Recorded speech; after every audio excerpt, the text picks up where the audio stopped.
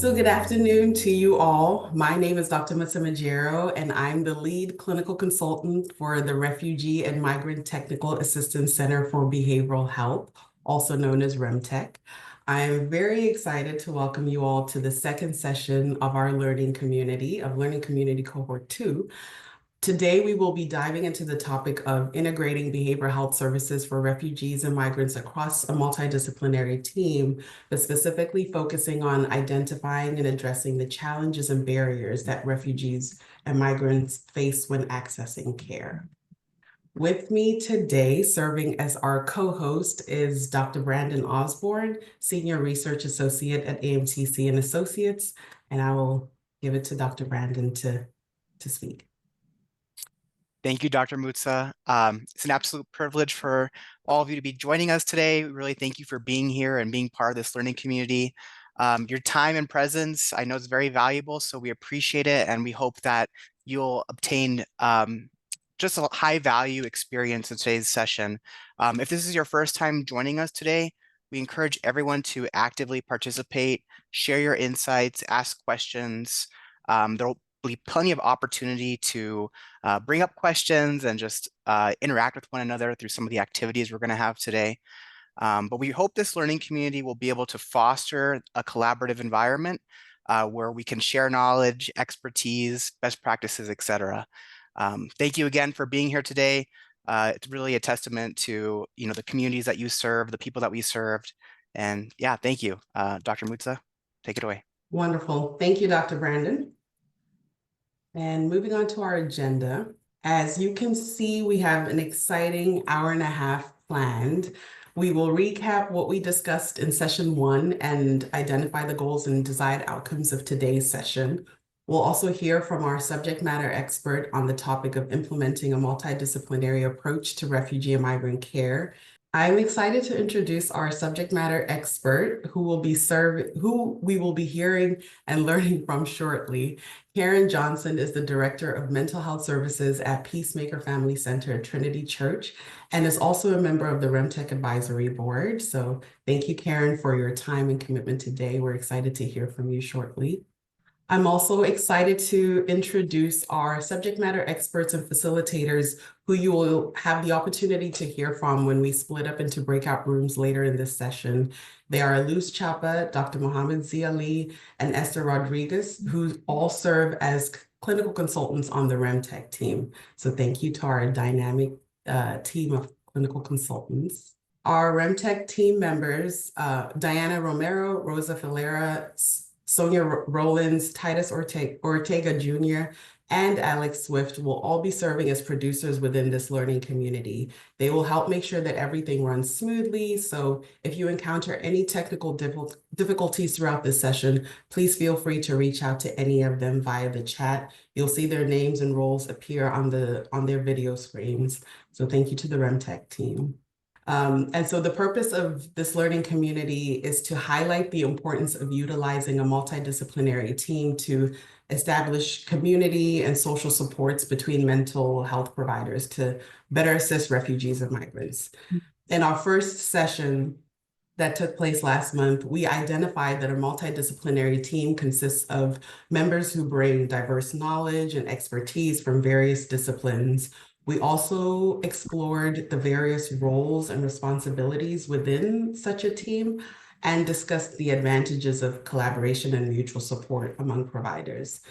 One of the key advantages that we highlighted, especially for refugee and migrant populations, is the reduction of barriers to mental health services. And we noted that this is achieved by promoting early access to these services and providing practitioners who are trained in cultural humility. By integrating primary health care with mental health care, the multidisciplinary team offers a more holistic treatment approach, which is particularly beneficial for refugees and migrants due to their unique and complex needs. Now, in today's session, we will explore the significance of employing a multidisciplinary team to address and overcome the barriers and challenges that refugees and migrants encounter when accessing care. So this learning community has really been crafted and created to be engaging and collaborative, as Dr. Brandon mentioned. And we hope that you'll be able to utilize the fact that you're in a room full of diverse behavioral healthcare providers, and hope that you'll be able to connect with all of these individuals, allowing us an opportunity to share diverse perspectives and ideas that we can implement in our own practices. We all of us in our individual roles bring an immense amount of valuable experiences and expertise. And so we really and truly highly encourage you to take full advantage of the knowledgeable individuals in this session by being an active and engaged participant. And on this slide here, we kind of highlight the importance of why it's even important for us to understand the barriers and challenges that refugees and migrants encounter when seeking care, right? So as we all know, this population encounters unique physical and mental health challenges such as chronic illness, trauma, and stress from displacement. Recognizing these issues is essential for health systems and providers to tailor their services to meet these specific needs, which ultimately serves to enhance health outcomes. We already know that engaging refugees and migrants in treatment can be challenging due to the stigma associated with seeking professional help, as well as a lack of knowledge of how to navigate the health system, along with a variety of other factors that we will dive into today. All of this can exacerbate the mental health issues that this population faces. And so identifying barriers helps us as providers to create targeted interventions that offer the appropriate psychological and emotional support. It also enables us to offer services that respect individual beliefs, which can foster trust and improve the quality of care. This is all inclusive of providing culturally competent care, which can make treatment more acceptable and effective. It's also important for us to consider the fact that vulnerable populations face discrimination and biases in healthcare settings. Therefore, addressing the systemic challenges they face can help reduce health inequalities and ensure equitable access to care for everyone. So overall, having a firm understanding of the barriers that we will discuss allows organizations to develop effective policies and programs that can help remove obstacles and enhance accessibility. Addressing these challenges promotes inclusion and helps refugees and migrants feel valued and supported, which aids in their integration and can be instrumental in strengthening communities as a whole. We're now going to move into highlighting what we hope that you'll take away from today's session. So by the end of today's session, you'll be able to identify strategies and best practices to overcome challenges and barriers to providing behavioral health care to refugees and migrants. A big part of this learning community involves the opportunity to analyze a case study of a migrant client for you to develop effective strategies that you can use to create a holistic care plan. This case study was first introduced in our first session, and today you'll receive more information about the client and engage in a discussion that will help you sharpen your critical thinking skills and collaboration skills. Our hope is that you'll be able to utilize some of the strategies identified in your current work and treatment of complex cases. Something that's important to note is as you dive into the case study later on, some of the topics can be sensitive and potentially challenging, so we highly encourage you to prioritize your well-being throughout these discussions. Our goal is to have this learning community serve as an opportunity to, again, engage providers like yourselves from various disciplines, work environments with varying degrees of experiences to collaborate in a way that will positively impact the refugee and migrant populations you serve. It's also crucial for us to create a virtual space that's safe and supportive and highlights the importance of all of our roles. And we hope that you walk away from this session and learning community as a whole, having learned best strategies and practices for addressing barriers and challenges involving refugees and migrants' accessibility to care. I'd now like to introduce today our subject matter expert and guest speaker, Ms. Karen Johnson. Karen Johnson is currently the Director of Mental Health Services at Trinity Church and Peacemaker Family Center in Miami, Florida. In this role, she provides direct mental health services to youth and families for multiple federally funded projects. Karen Johnson's a licensed mental health counselor and received her master's in counseling in 2010 from Webster University. She's a dedicated clinician with experience providing trauma-informed care to individuals and families in crisis. She has provided behavioral health treatment for 17 years in areas such as community mental health, substance use disorders, human trafficking, child abuse, and crisis services. She assists refugees and migrants with issues including assimilation, cultural differences, bias, and other needs. Ms. Johnson serves refugees and migrants primarily from the Caribbean. Ms. Johnson, thank you for joining us today, and I'm handing it over to you. Look forward to your talk. Thank you so much. It's a pleasure to be here. And this session is building on the last session when we're going to be talking about identifying challenges and barriers to providing behavioral health care to refugees and migrants and how to address them. This work is so meaningful. And even as you read my description, I was like, oh, it's 17 years. Time really goes by very quickly. And it's been a privilege and an honor to help serve my community and those around me. So as we keep this conversation going, we've talked about multidisciplinary teams in our last session, and we're going to dig a little bit deeper into that.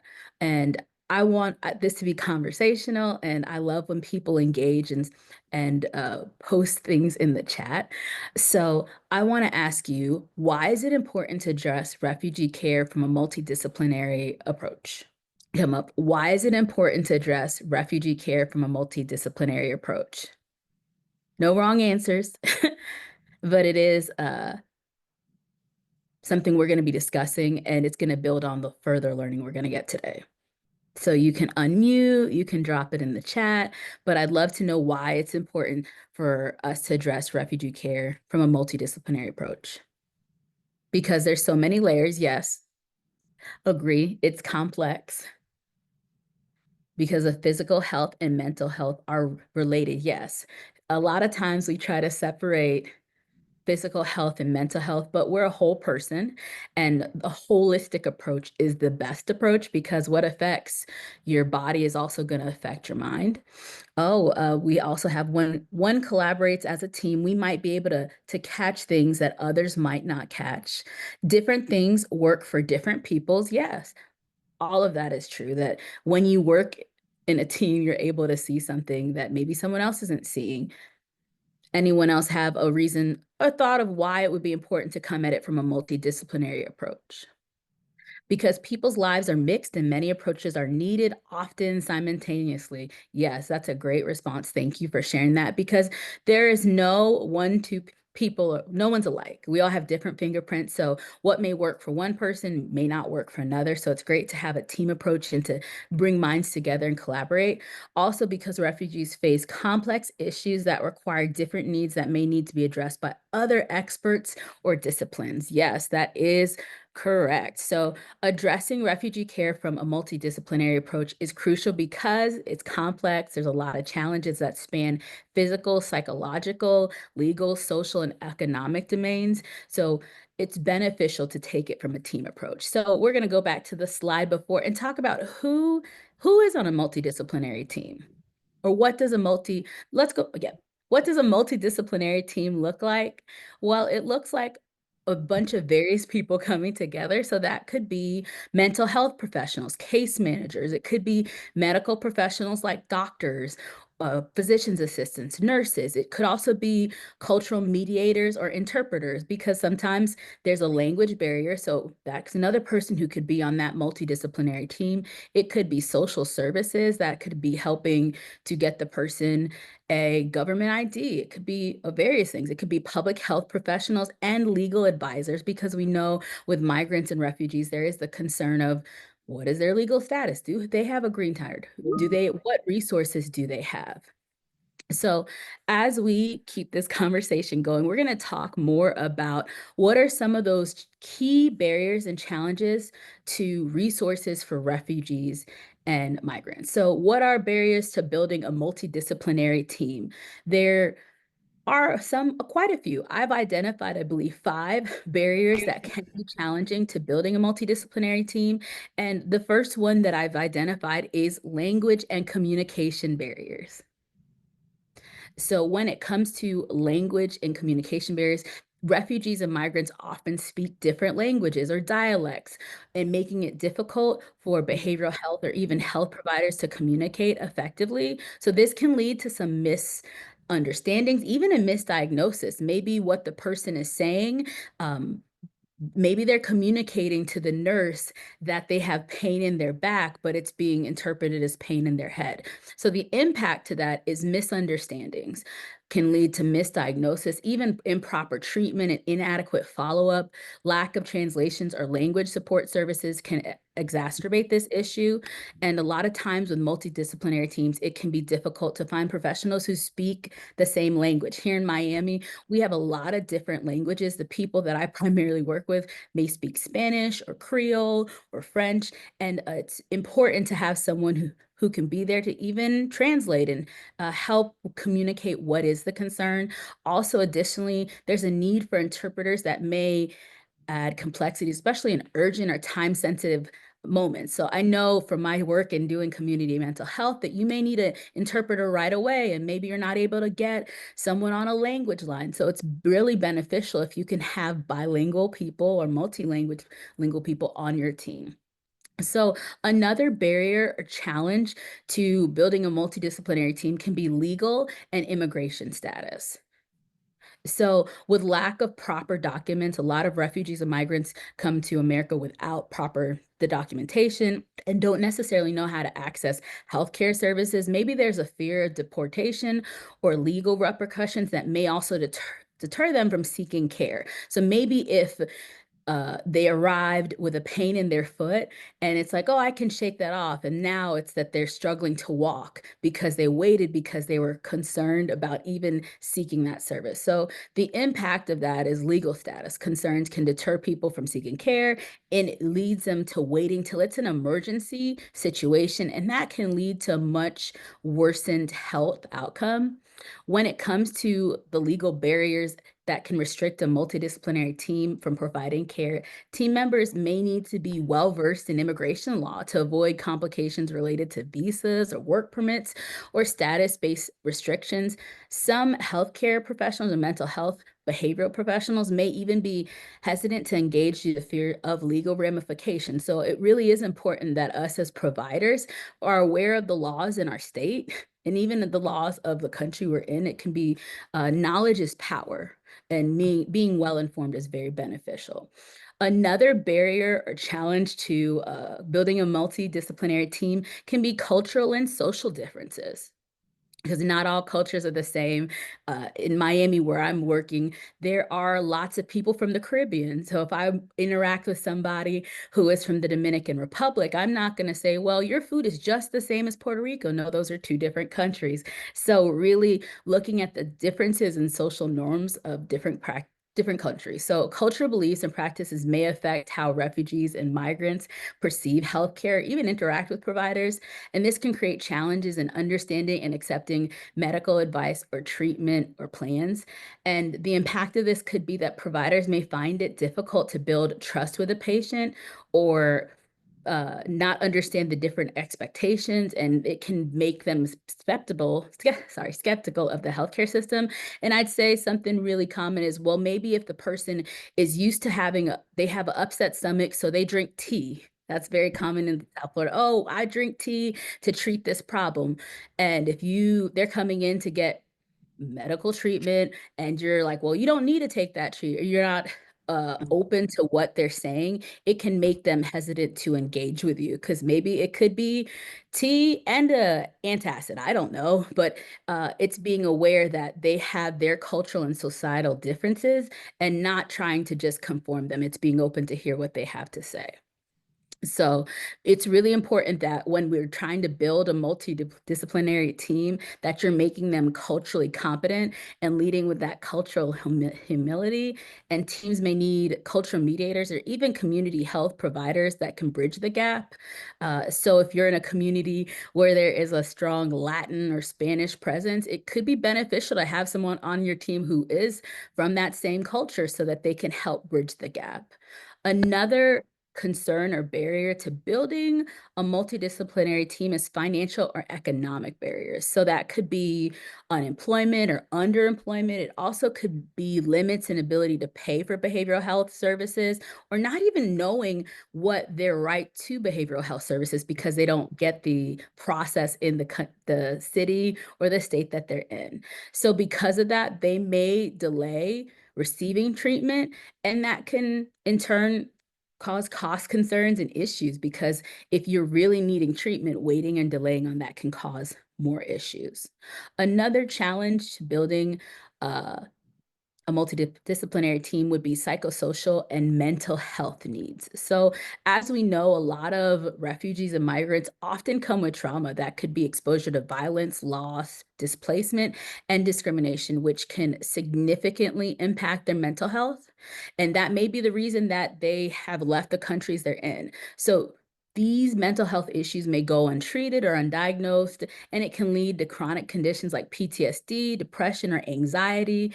And those pre-existing traumas often can cause them to lose sense in who they are, or just not feeling in place where they are. So it's really important that as we are trying to bridge the gap with the multidisciplinary team, that we integrate mental health support and services that is supportive of them and the mental health challenges they're going. Moving to a new country, being in a new place brings challenges, but then feeling out of place in the country or the society or the setting you're in can be even more difficult. So refugees and migrants may be hesitant to discuss mental health issues due to stigma or unfamiliarity with the mental health or behavioral health system, and even that maybe in their countries you don't speak about such things, and maybe mental health treatment looks different. I remember hearing someone talk about in Africa what they didn't have access to a lot of.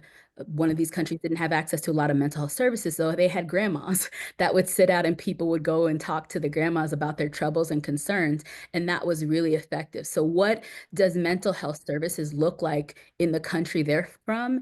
And being aware of that and helping it guide your approach.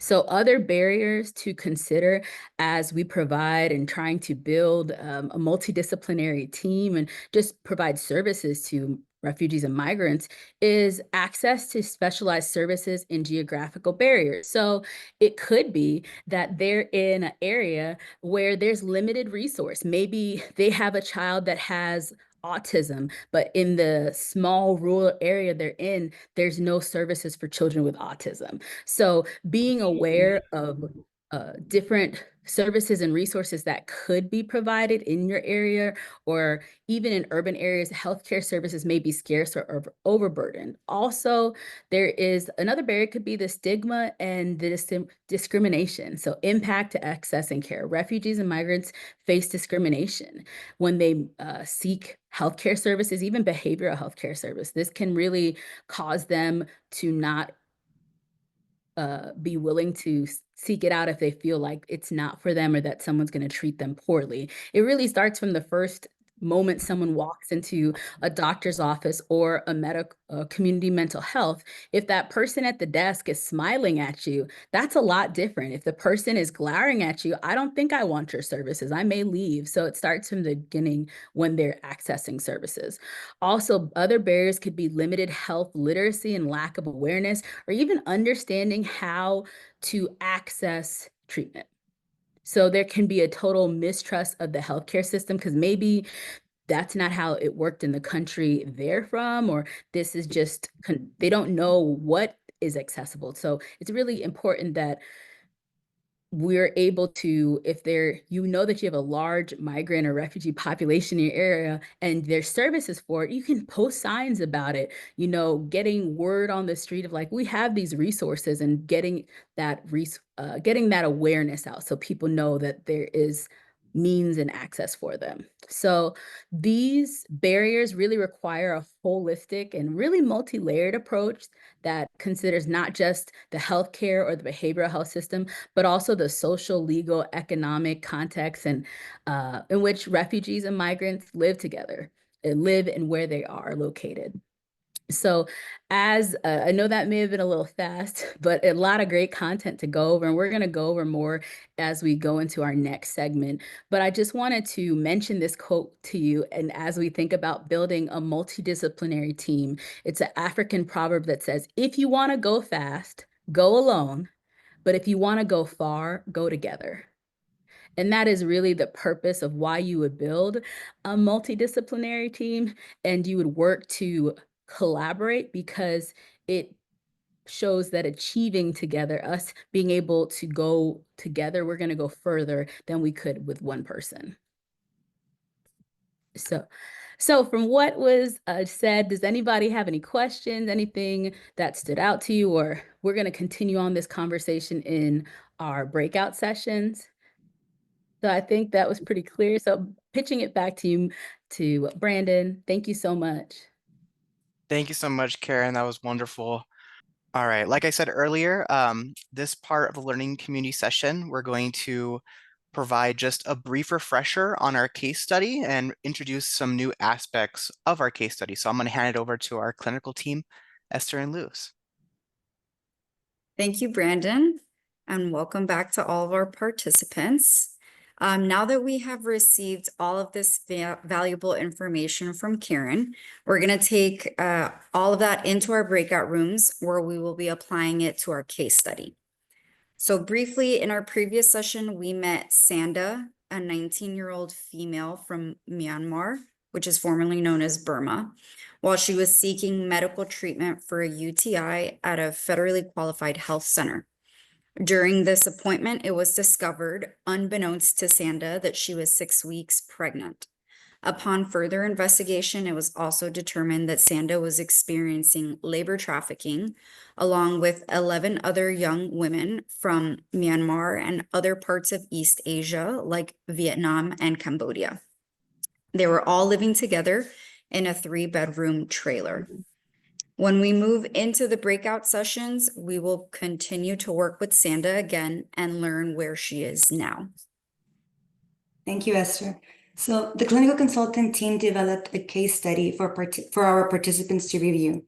And the purpose of this case study is to analyze the situation during the breakout rooms, like Esther mentioned. And so together we can identify barriers and develop effective strategies while using a multidisciplinary approach. So please picture this case in your work settings. Though some details may not completely match your duties, we ask that you imagine that they do as you work together through this third case study. The discussions will take place in your assigned breakout rooms, where a subject matter expert facilitator will guide and encourage small group discussion. The producer assigned to the group will also be taking notes on the screen.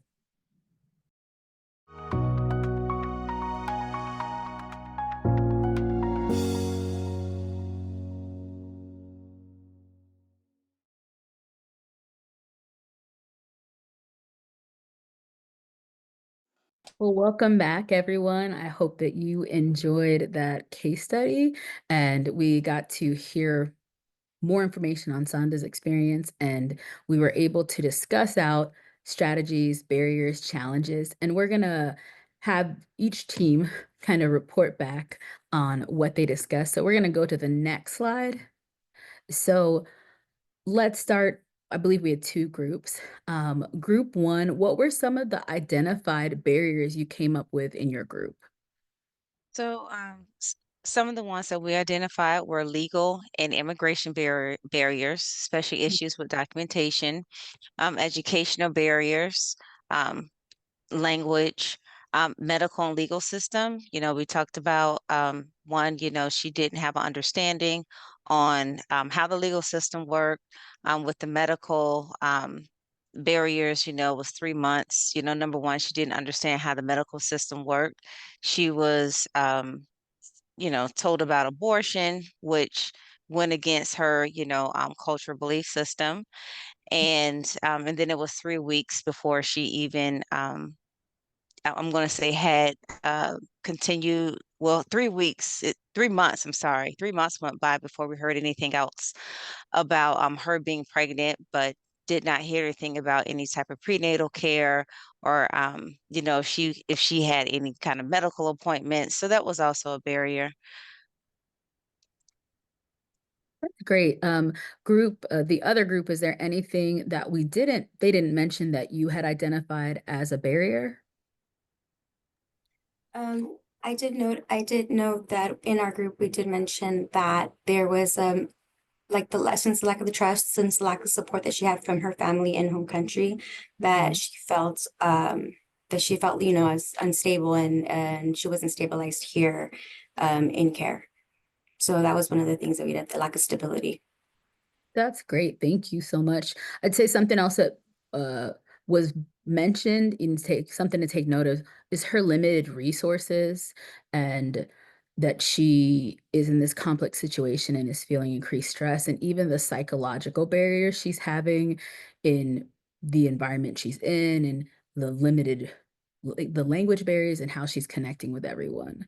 So next up, what were some strategies to address those barriers? Tashina, would you be able to start first on that? So what were some of the barriers, the strategies that you came up to these barriers?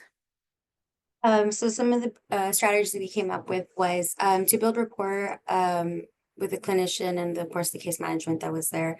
Maybe more consistent scheduled dates, increased sessions, learning how to how do you say it? I think there says something regarding their culture, like learning about their festives and stuff, and bring that into that with the other girls in the group home, maybe developing a group therapy program where they can all share their experiences and whatnot.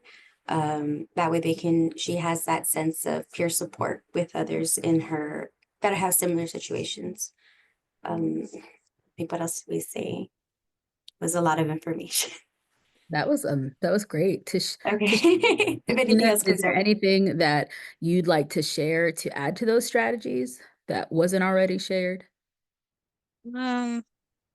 Sorry if I repeat some of what you said. But we talked about, partnering with some legal services, with legal aid organizations or pro bono services, having community navigators to possibly help her just kind of navigate with the pregnancy, as well as some of the other issues she's dealing with. Some educational, her learning English, attending some workshops or on power control and parenting, trauma-informed education, also possibly mentoring with other women, or being part of group sessions with other women, being a part of some domestic violence classes as well. Yes.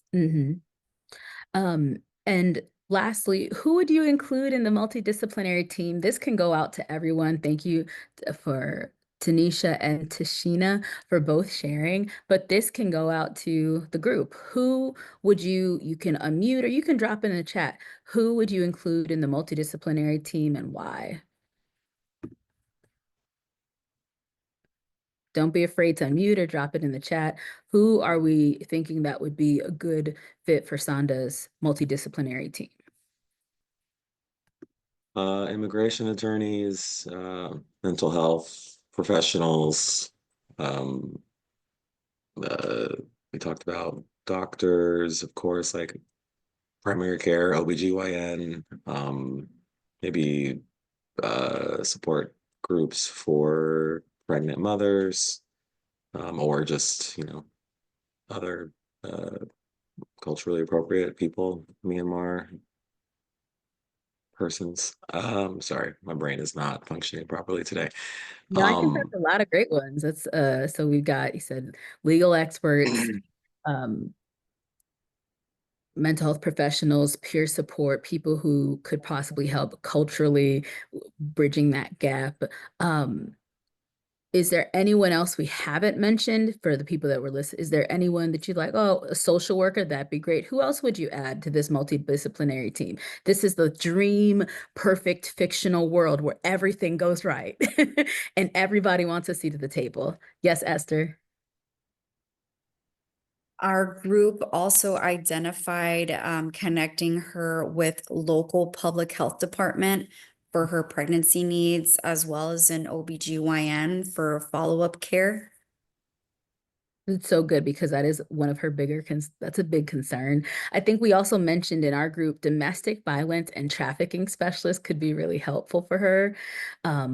This multidisciplinary team would have a lot of people at the seat at the table because Sonda's got a lot of pressing needs and concerns that she needs support with so that she's not doing this alone. So as we go on to the next slide, thank you all for, give yourself a round of applause for being engaged. And we've talked about strategies and examples and how we would work. Oh, someone else is also local housing authority for long-term housing if our current living arrangements are temporary. So we really talked about those different examples and strategies to help work to get Sonda working with this multidisciplinary team. So we'll go to the next slide. So as we talked, we looked at barriers and challenges. Now we're going to touch on solutions to overcoming these barriers and challenges. So it's really important that we take a team approach, that you, wherever you are, what community you're in. I'm in Miami, so it's important that I know who are the players in Miami, what are the local organizations that I need to work with, build trust and equity, to understand the needs of my community and also individuals' needs, so I can help refugees and migrants and help them access those services. Also, it's a benefit when you're trying to overcome these barriers and challenges, getting people culturally competent training, because what we don't want to do is try to take a one-size-fits-all approach to providing services and say, well, all people from the Caribbean are all the same. All people from Africa are all the same. Well, that's not right. You can't group everybody together because that is not culturally competent. That is not showing cultural humility. So it's really important that healthcare, mental health providers are aware of how to be culturally competent. It would also be really beneficial to have legal and financial advocacy. So collaborating with legal and social services to provide documentation, immigration status issues, and financial support, and bridging the barrier of like we're seeing with Sonda, what are your options? How do we explain this to you so that it's accessible for you and it doesn't just seem like a big wall is being put in front of you? Also great would be to integrate care models. That means it means like healthcare professionals, social workers, mental health, all working together, and ideally in one setting with a really robust referral system. So that's trauma-informed, culturally sensitive, and it's also focusing on stabilization and long-term integration of social services. And I know that may be challenging in rural settings, and it may even be challenging in urban settings, but that doesn't mean we don't keep. Maybe there's meetings that people are having that you're not aware of. There could be a refugee and migrant team in your city, but you're just not aware of it. So how do you get to talk with the people who are really providing the service, starting at that grassroots? And even though it can seem very big, I just got to empower you that if you're trying to do good, there's a bunch of other people trying to do good as well who want to link arms with you and to make an impact. So don't underestimate the power in your voice and in the services that you give. Also, it could be utilizing telehealth services. You know, one of the greatest things that came out of 2020 is how much we're on a Zoom call right now. The amount of services that can be accessed through telehealth has really elevated what we can offer. So let's not limit that. Let's look at that as a benefit instead of a difficulty. So it's really important as we approach these solutions to these barriers that we really go at it with a holistic approach, that we're well coordinated, working with other people to address these challenges to improve access to care for refugees and migrants. And I'll say it again because it's my favorite quote right now. If you want to go fast, go alone. If you want to go far, go together. So I really encourage all of us to work together to link arms to really improve the lives of refugees and migrants. So thank you for being here. Appreciate y'all.